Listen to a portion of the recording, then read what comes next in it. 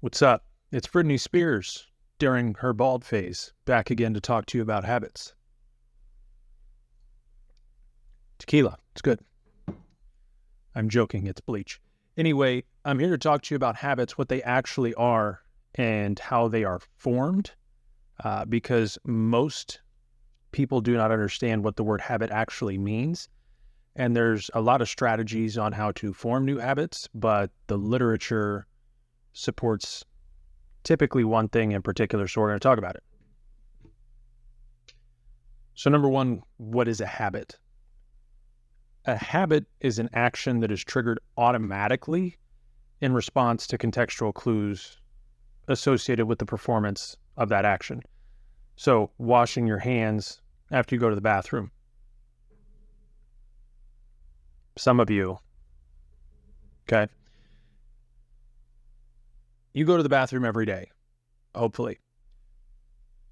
You wash your hands after you go to the bathroom every day, also hopefully. So you've been doing that for however long you've been alive.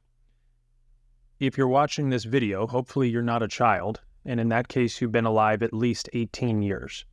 So 18 times 365, at least at bare minimum, is how many times and how many days you have done this. So the context clue is, hey, I just went to the bathroom. Now the habit is I'm going to go wash my hands, because the context clue of I just went to the bathroom. Now my hands are nasty, potentially got feces on them, got to wash my hands. It's not related to motivation or attention. So like a lot of fitness stuff, it's like, yeah, I'm fired up. I'm going to work out today. I'm going to eat right. I'm going to say no to the junk food. And I'm going to say no to laying on the couch and watching Netflix or playing Xbox all day. Like, it's not related to that. It's automatic. It just happens. And it's likely to persist after a decrease in motivation or interest, right? You don't really even care anymore, but it's something that just happens automatically. And missing it one time really has no major effect.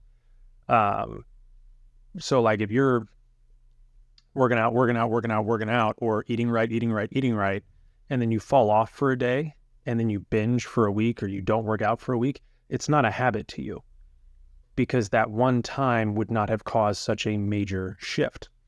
So it's your brain automating common actions that you perform on a daily basis, because it frees up bandwidth for your brain to think about other things, right?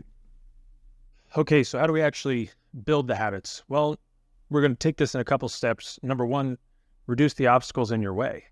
Make it easier on yourself. That's the point, right? These are supposed to be little automatic actions. So if you're trying to eat better, when you go to the grocery store, don't buy Doritos, because then there won't be Doritos in your house for you to eat when you get hungry and want a snack. Okay? If all you buy is fruits and vegetables for carbohydrates, that's all you're going to be able to eat when you want a carb snack. Really simple. If you want to lift weights, pick a gym that's really close to you. If there's no gyms within 10 or 15 minutes of you, sorry, bro, bite the bullet. Buy yourself a kettlebell or a barbell or a rack, something, right? Set up a home gym in your basement or in your garage or kitchen. Just reduce the barrier to entry for these habits. Because obviously if something's easier, it's easier. So you'll do it more. Number two, pair it with current daily occurrences. So habits that you already have, pair things with those habits. So again, you turn your alarm clock off every morning when you wake up if you're not a complete psychopath. You hit that off button and you want to start stretching more, start stretching.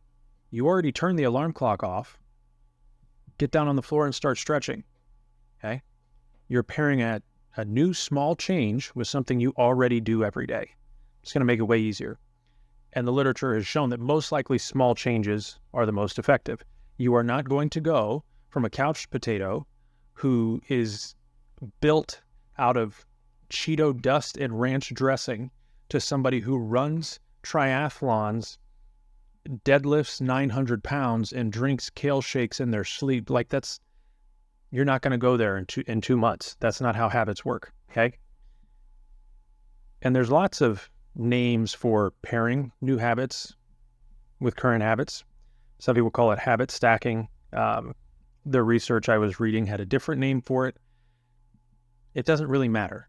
All that matters is you're stacking a new small habit with an old habit so that it becomes natural and automatic, because what we're trying to do is increase automaticity of the action, how automatic it is.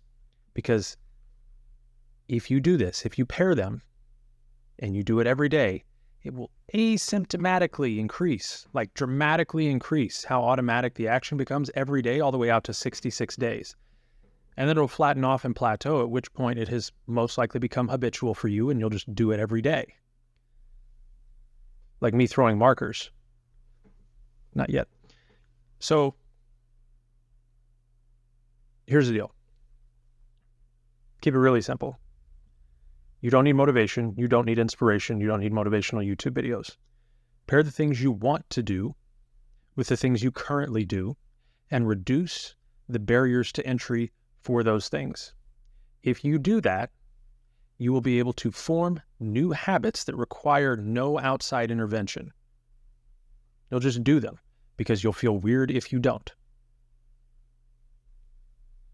Okay, now I'm going to throw it. Bye.